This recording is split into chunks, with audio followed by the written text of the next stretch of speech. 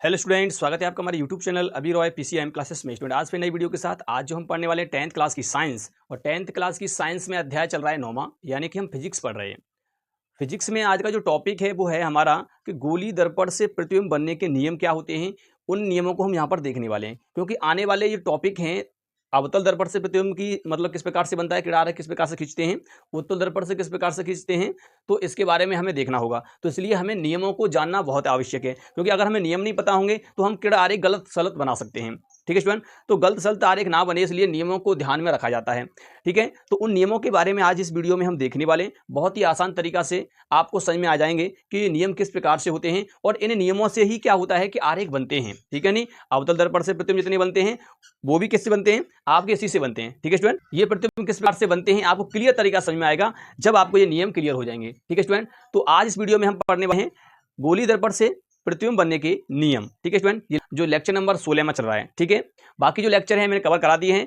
Chemistry में chapter 1 जो है वो मतलब करा दिया है। यदि आपने नहीं देखा है तो जाकर देख लीजिए, प्लेलिस्ट बना हुआ है, सारे के सारे वीडियो अपलोड हैं। ठीक है, और आज इस वीडियो में हम केवल इसी टॉपिक को देखने वाले हैं, तो वीडियो के एंड तक जरूर बने रहें। और इस यदि चैनल पर नए हो तो चैनल को सब्सक्राइब जरूर कर लें, बेल आइकन को प्रेस कर ऑल पे क्लिक कर दें ताकि आने वाली वीडियो की नोटिफिकेशन आपको मिलती रहे। तो चलते स्टूडेंट वीडियो को स्टार्ट करते हैं। तो स्टूडेंट यहाँ पर देखते हैं सबसे पहले गोली दर्पण से प्रतिबिंब बनाने के नियम क्या होते हैं। मैं आपको बता दूं, गोली दर्पण यानी अवतल दर्पण उत्तल दर्पण, इनसे अगर प्रतिबिंब बनाना होगा तो इन नियमों को ध्यान में देना होगा। ठीक है, नहीं तो गोली दर्पण से प्रतिबिंब बनाने के नियम, आपको कोई दिक्कत नहीं होगी प्रतिबिंब निर्माण में। ठीक है, जब आपको ये नियम क्लियर हो जाएंगे तो। ठीक है स्टूडेंट, तो गोली दर्पण से प्रतिबिंब बनाने के नियम जो है स्टूडेंट वो 3 नियम है। केवल कितने नियम है? 3 नियम है, और सारे के सारे आप प्रतिबिंब निर्माण कर सकते हो। ठीक है स्टूडेंट, तो सबसे पहला नियम जो इसका जो है वो क्या है, तो चलिए समझ लेते हैं। सबसे पहला नियम पहला नियम क्या है उसको यहां पर देख लेते हैं। चलिए स्टूडेंट यहां पर देखिए, पहला नियम कहता है आपका मुख्य अक्ष के समांतर चलने वाली प्रकाश किरणें दर्पण से परावर्तन के बाद मुख्य फोकस से जाती हैं या आती प्रतीत होती हैं। मुख्य फोकस से आती या जाती प्रतीत होती हैं, मतलब जाती हैं या आती प्रतीत होती हैं। ठीक है, नहीं समझिए, इसको चित्र से समझते हैं तब आपको बेहतर तरीका समझ में आएगा। यहां पर आप देख लीजिए, ये आपका ये एक दर्पण है, आपको दिखाई दे रहा है। ये कौन सा दर्पण है? ये आपका कौन सा दर्पण है? तो ये आपका कौन सा दर्पण है? जब आप यहां पर पॉलिश करते हो, उठे हुए भाग पर पॉलिश करते हो, तो ये बनता है आपका अवतल दर्पण। तो ये है आपका यहां पर अवतल दर्पण।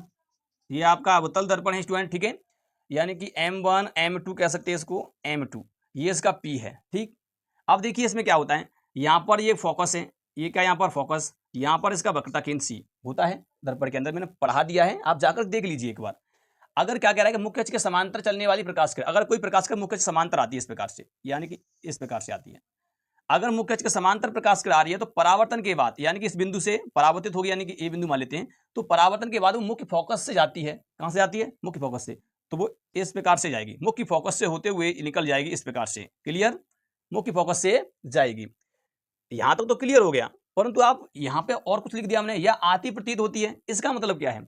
आती प्रतीत होती है, इसका मतलब है क्या?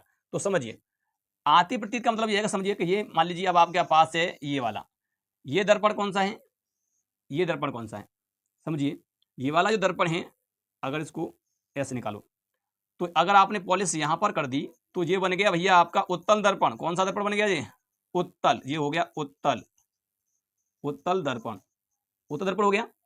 इसका फोकस तो ये हो गया, वक्रता केंद्र ये हो गया। अब प्रकाश किरण तो मुख्य अक्ष के समांतर आ रही है ना, इस प्रकार से आ रही है। प्रकाश किरण मुख्य अक्ष के समांतर आ रही है, परंतु इसका कर्व, ये कर्व सा है ना, यहाँ पर ये कर्व सा बना हुआ है, तो प्रकाश की किरण जो है वो इस प्रकार से परावर्तित हो जाएगी ऐसे। तो इसका मतलब यह है कि यहां से इसको डॉट डॉट मिलाएंगे इसको, तो ऐसा लगेगा कि इस फोकस से आती प्रतीत हो रही है ये वाली प्रकाश किरण। समझ में आएगा नहीं? ठीक है स्टूडेंट, तो यहां पर क्या होगा कि जब मुख्य समांतर, जैसे मान लीजिए अवतल दर्पण है, अवतल दर्पण में अगर मुख्य अक्ष के समांतर कोई प्रकाश किरण आती है तो यहां पर आपको दिखाई दे रहा है कि फोकस से जाती हुई प्रतीत हो रही है, यानी आती हुई, यहां से आती हुई प्रतीत हो रही है यहां से।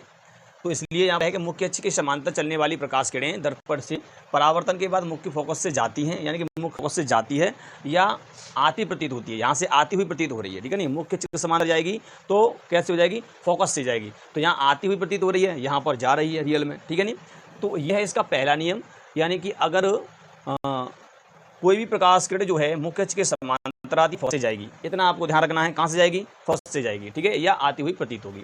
तो ये पहला होता है। तो आपको क्लियर हो गया होगा। और मैं बता दूं आपको ये क्या है, मुख्य अक्ष है, और ये भी क्या है, मुख्य अक्ष है, ठीक है। नहीं, इस प्रकार से आप लिख लेना यहाँ पर मुख्य अक्ष। क्या लिखेंगे यहाँ पर? मुख्य अक्ष, ठीक है, ये मुख्य अक्ष है, और ये भी आपका क्या है यहाँ पर? मुख्य अक्ष है। Clear student? तो यहाँ तक तो आपको क्लियर हो गया होगा। चलिए अब हम इसका दूसरा देख लेते हैं। दूसरा इसका जो नियम है वो क्या है?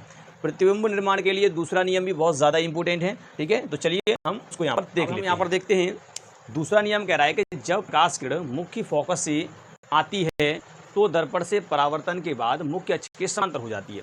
अगर कोई प्रकाश किरण जो है वो कहाँ से आती है? फोकस से। मान लीजिए यहाँ पर क्या है इसका, ये फोकस है, ठीक है नहीं, ये फोकस है यहाँ पर इसका, और ये आपका इसका वक्रता केंद्र है। ऐसे अगर इसकी बात करेंगे इसमें, तो ये आपका यहाँ पर फोकस है और यहाँ पर ये वक्रता केंद्र है। ये कौन सा है? ये है तुम्हारा उत्तल दर्पण, और ये वाला जो है इसको कहते हैं अवतल दर्पण। ये क्या है तुम्हारा? अवतल दर्पण, ठीक है, ये अवतल दर्पण है। अब कोई प्रकाश किरण कहाँ से आ रही है? मुख्य फोकस से। ये मुख्य फोकस है, तो यहाँ से आ रही है कोई प्रकाश किरण, इस प्रकार से ऐसे करके आई। जब इस प्रकार से आएगी प्रकाश किरण तो क्या होगा कि वो मुख्य अक्ष के समांतर हो जाएगी, इस प्रकार से ऐसे, ठीक है। ये कैसे हो जाएगी? मुख्य अक्ष के समांतर हो जाएगी। फोकस से आएगी तो मुख्य अक्ष के समांतर हो जाएगी। ये इस प्रकार से प्रकाश किरण हो जाएगी। ऐसे इसमें देखिए कि यहाँ से फोकस से आ रही है, इस प्रकार से। मान लीजिए फोकस से, तो ऐसे,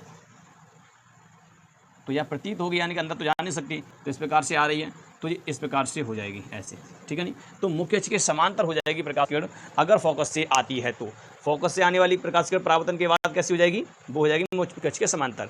ऐसे यहाँ पर आ रही है ये फोकस की तरफ, तो फोकस की तरफ आ रही है, आती प्रतीत हो रही है, तो भी यहाँ पर आए कि ये इस प्रकार से मुख्य अक्ष के समांतर हो जाती है, ठीक है। तो ये दूसरा नियम है, जब प्रकाश किरण मुख्य फोकस से आती है तो दर्पण से परावर्तन के बाद मुख्य अक्ष के समांतर हो जाती है। अगर कोई प्रकाश किरण फोकस से आएगी तो आपको क्या करना है? वो समांतर करना है, ठीक है, किसके? मुख्य अक्ष के समांतर करना है। क्लियर? ऐसे इसमें यहाँ पर करना है कि यहाँ पर जो हमने लिया, ये मुख्य अक्ष के समांतर हो रही है। तो ये क्या है? यहाँ मुख्य अक्ष है, ये क्या है आपका? मुख्य अक्ष, ये आपका मुख्य अक्ष के समांतर है। ये भी यहाँ पर मुख्य अक्ष, ठीक है। Clear student? तो आपका अवतल दर्पण, ये तो दर्पण में हो गया।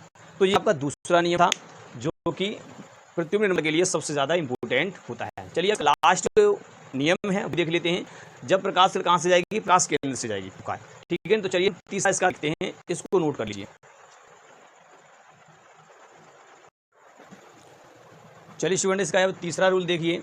तीसरा जो है नियम वो क्या है? जब प्रकाश किरण वक्रता केंद्र से आती है तो दर्पण से परावर्तन के बाद वक्रता केंद्र से लौट जाती है, यानी वक्रता केंद्र पर पुनः उसी माध्यम पर लौट जाएगी, ठीक है नहीं। तो यहाँ पर ये दर्पण है आपका, अवतल दर्पण है, और अवतल दर्पण में प्रकाश केंद्र, यानी कि हम कह सकते हैं वक्रता केंद्र से कोई प्रकाश किरण आ रही है, उसी पर वापस लौट जाएगी, ध्यान रखना है। ऐसे उत्तल में देखिए, यहाँ से ऐसे आ रही है, परंतु यहाँ से क्या हो रही है? प्रतीत हो रही है ऊपर ही जाते हुए, मतलब उसी रास्ते पर जाते हुए।